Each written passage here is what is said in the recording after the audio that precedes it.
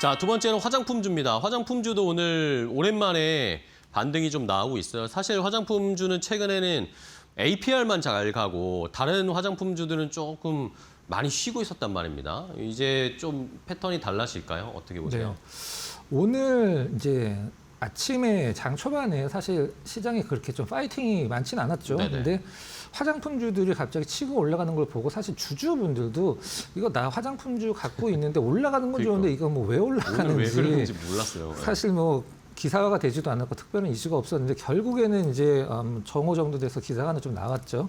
저는 예상은 하고 있었는데 이제 전날 그 호텔 관련주들이 이 이슈를 좀 오르긴 했었죠. 이제 BTS 관련돼서 이제 외국인들이 와서 이제 올리브영도 많이 방문을 하고 K뷰티가 다시 한번 좀 재부각이 될 것이다 이런 부분인데 개인적으로는 이런 부분이 좀 설득은 되긴 하는데 납득은 좀 안 가는 그런 부분입니다.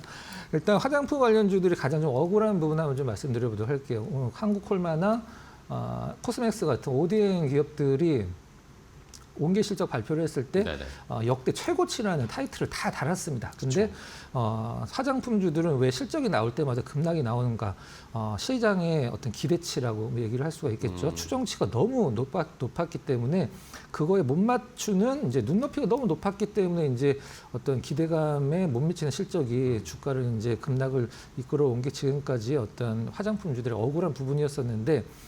사실 눈높이가 왜 높았는지는 모르긴 하겠지만 지금 정도 이제 작년 기준 실적 보면 사실 엄청난 어닝 서프라이즈이긴 합니다만은 좀 억울한 부분이 좀 많이 있는 부분인 것 같아요. 그리고 또 하나 참고를 해야 될 부분은 지금 현재 좀 지정학적 리스크 관련돼서 시장이 좀 약간 어지럽긴 한데 우리나라 시장 굉장히 견조하죠.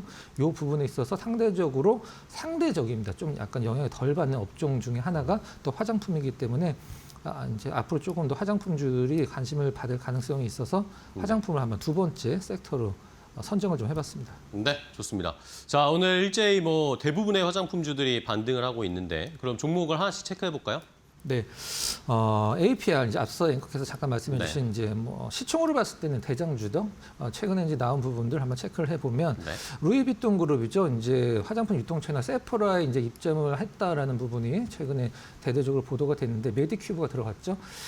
이렇게 생각할 수도 있어요. 세포라나 우리나라 저희 강남에 있는 세포라 갔더니 우리나라에 있는 화장품 많이 있던데 이렇게 생각할 수도 있는데. 이 APR은 좀 약간 결이 좀 다르죠. 이제 글로벌 체인에 다 들어갔고 우리나라에 있는 세포라는 우리나라 화장품이 들어는 갔는데 그 화장품이 다른 전 세계에 있는 글로벌 세포라 체인에는 없습니다. 그러니까 우리나라 그 어떤 그 입점되어 있는 세포라에만 들어간 거죠. 그 부분이 APR의 어떤 전 세계에서의 화장품에 대한 입지를 이제 보여준다고 보시면 될 것 같고 하나 이제 APR 같은 경우 화장품이랑 이제 이게 얼굴 문지르는 이 뷰티 디바이스 매출이 절반 정도 되죠, 반반 정도 되는데 사실 이 뷰티 디바이스 같은 경우는 최근에 클래시스 주주분들은 많이 아시겠습니다만은 클래시스에서도 이제 뷰티 디바이스를 내놨거든요. 근데 그렇게 많이 홍보를 하지도 않고 그렇게 많이 만들지도 않더라고요. 근데 가격은 좀 세고 그래서 이 얼굴에 이제 미 화장품이나 여러 가지 이제 마사지를 하는 뷰티 디바이스 같은 경우 기존의 클래시스가 만든 것과 이 APR이 만든 것과 무슨 차이가 있는지 전 써보진 않았습니다만은 어떤 전문적인 어떤 제조사가 만든 것과 화장품 기업이 만든 것을 시장의 유저들이 이제 소비자들이 느끼는 건 좀 약간 다를 거라고 생각을 하고 있거든요. 그리고 동국제약도 이 APR에서 만든 것과 거의 비슷한 제품들이 많이 나오고 있죠. 이런 부분들을 봤을 때 화장품은 굉장히 좋은데 이 뷰티 디바이스 부분에서 라이벌들이 많이 생기는 것은 조금은 리스크다라고 보시면 될 것 같고요. APR은 이제 FTSE 있죠. 이제 유럽 쪽에 스몰캡에서 중량주로 승격 예상되는 부분도 호재 중에 하나다. 이렇게 말씀드리도록 하겠습니다. 두 번째 종목은 이제 달바글로벌 준비를 했는데요. 우리나라 브랜드들 이제 앞서서 말씀드린 APR도 마찬가지고 거의 모든 브랜드들이 미국에서 매출이나 영업적인 부분을 잘 하고 있는 기업들의 공통적인 부분은 굉장히 저가 화장품으로 이제 공략을 하고 있다는 게 공통된 부분이죠. 이제 달바글로벌 같은 경우는 완전히 반대의 어떤 프리미엄 전략을 보여주고 있는 게 달바글로벌인데 달바글로벌을 시장에서 표현할 때 뭐 한 줄로 이렇게 표현하죠. 프리미엄 비건 브랜드라고 표현을 하는데 럭셔리 비건의 어떤 포지션을 갖고 있는 게 이제 달바글로벌이죠. 달바 글로벌의 이제 매출 구조를 보면 사실 뭐 게임이나 이런 쪽에서도 이런 것들이 많이 나오긴 합니다만 원 IP 기업이다라고 보통 많이 표현을 하는데 달바 글로벌이 이제 퍼스트 스프레이 세럼이 매출에서 너무 많이 차지를 하다 보니까 이 부분이 좀 약간은 장단점이다 보시면 될 것 같고요. 영업이익률도 20% 내외로 상당히 좋은 어떤 화장품 기업이다 이렇게 정리를 하도록 하겠습니다. 네. 자, 그러면 바로 뭐 토픽도 알아볼게요. 화장품주 어떤 거 제일 좋게 보시는지 궁금한데요. 네, 코스맥스 이제 간단히 코스맥스? 한번 좀 살펴보도록 하겠습니다. OEM, ODM 이제 전 세계 글로벌 1위 대장이죠.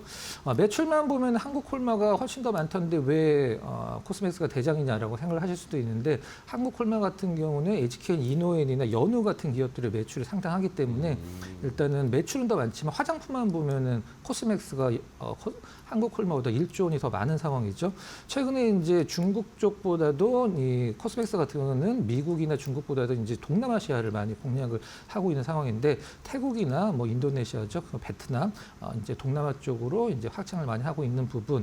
그 다음에 일단 인디 브랜드 중심의 어떤 제품들이 많이 많아질수록 이탈리아 인디 브랜드, ODM도 하나 인수를 좀 했죠. 그래서 이런 부분들과 인디 브랜드가 성장할수록 ODM을 하는 화장품 기업들은 절대 실적적인 측면에서 걱정할 필요는 없다. 이렇게까지 말씀드리고 가격적인 전략 말씀드리면 오늘 이제 오르고 있긴 합니다만 워낙에 많이 떨어졌기 때문에 부담은 없죠.